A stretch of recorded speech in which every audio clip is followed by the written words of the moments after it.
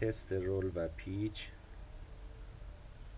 برای بار اول، ضبط اول.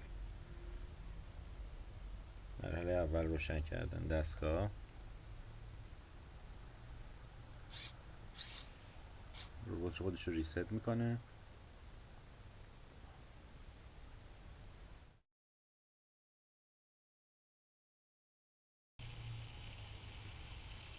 پیچ به سمت جلو، پیچ به سمت عقب، سریعتر، رول به سمت راست، به سمت چپ.